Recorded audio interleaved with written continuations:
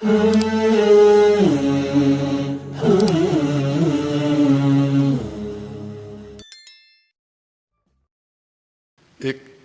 یقینی چیز جس سے موجودہ انسانی نسل اور بالخصوص مذہبی طبقہ غافل ہے وہ یہ کہ تقویٰ تجربی چیز ہے. تقویٰ نظری مسئلہ نہیں ہے، تجربی مسئلہ ہے، عملی امر ہے. جو چیز قابل تجربہ ہو، جس پہ تجربہ ہو سکے، تجربے میں اس کو آزمایا جا سکے، اسے دلیلوں سے نہیں ثابت کیا جاتا، اسے تجربے سے ثابت کیا جاتا ہے. جیسے روزمرہ چیزیں ہیں. ابھی یہ وبا جو 2 سال سے انسانیت کو اپنی لپیٹ میں لیے ہوئے ہے، اس کے مقابلے کے لیے جو علاج تجویز کیا گیا ہے مختلف ممالک نے اور مختلف کمپنیوں نے ویکسین کے نام سے، یہ تجربی چیزیں ہیں. ان کے اوپر آیات کریمہ نہیں ہیں ان کی حقانیت کے لیے کہ یہ ویکسین آیا مؤثر ہے یا نہیں. اس کو آیت وحی نہیں چاہیے، آیت نہیں چاہیے، روایت نہیں چاہیے، منطق و فلسفہ کی برہان نہیں چاہیے اس کو، چونکہ تجربی چیز ہے. تجربی چیزوں کو یہ سارے دلائل نہیں چاہیے ہوتے. تجربی چیز کا مطلب یہ ہے کہ اسے تجربہ کیا جائے، اسے آزمایا جائے عمل میں.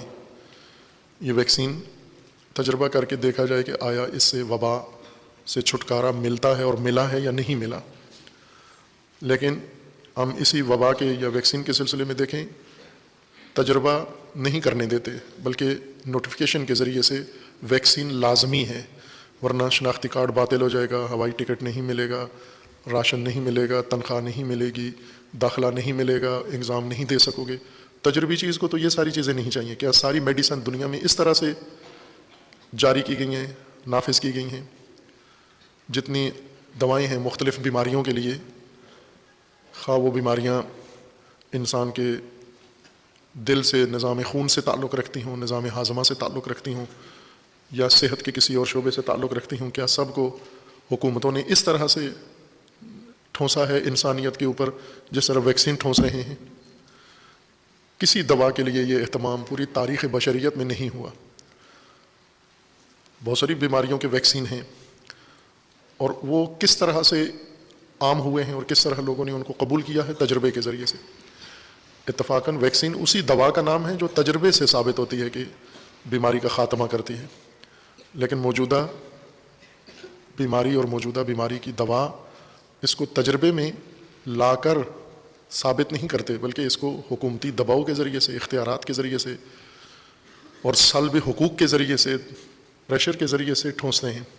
تجربی چیز کو تجربہ کیوں نہیں ہونے دیتے؟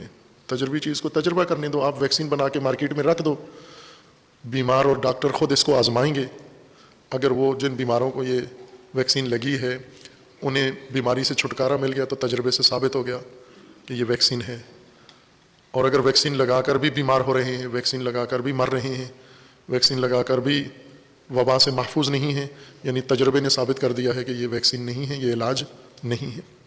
تجربی چیزیں حکومتی نوٹیفیکیشن سے، حکومتی احکامات سے، دستورات سے، پولیس اور فوج کے ذریعے نہیں تجربی چیزیں آزمائی جاتی. تجربی چیزیں تجربہ میں لائی جاتی ہیں. دین کا اکثر حصہ، بلکہ اگر میں یہ دعویٰ کروں کہ تمام دین تجربی ہے تو اس میں کوئی مبالغہ نہیں ہے. حتیٰ جس حصے کو ہم عقیدہ کہتے ہیں، ایمان، وہ بھی تجربی ہے، وہ بھی تجربی امور میں سے ہے. یعنی انسان ان ساری تعلیمات کو تجربہ کرے، ایمان لائے اور ایمان کو اپنی زندگی میں تجربہ کرے، آزمائے اس کو. نتیجہ جو ذکر کیا گیا ہے دین میں ایمان کا، وہ برآمد ہوتا ہے یا نہیں ہوتا. اگر برآمد ہوتا ہے تو پھر ایمان رکھیں آپ. اگر نہیں ہوتا، وہ معلوم ہو گیا کہ یہ ثابت نہیں ہے، یہ ایمان اپنا نتیجہ انسان کی زندگی میں نہیں دے رہا. عبادتیں تجربی امور ہیں. دین کی تعلیمات میں کوئی چیز ایسی نہیں ہے جو فقط محض علمی و نظری ہو، تصوری ہو. ہر چیز یا بالواسطہ یا بلا واسطہ آخر کار نتیجہ اس کا تجربہ ہی ہوتا ہے، یعنی انسانی زندگی میں اسے آزمایا جائے. توحید تجربی چیز ہے، لیکن یہ اس وقت ہے کہ جب توحید کا منبع قرآن ہو، توحید کا منبع منشور الہی ہو.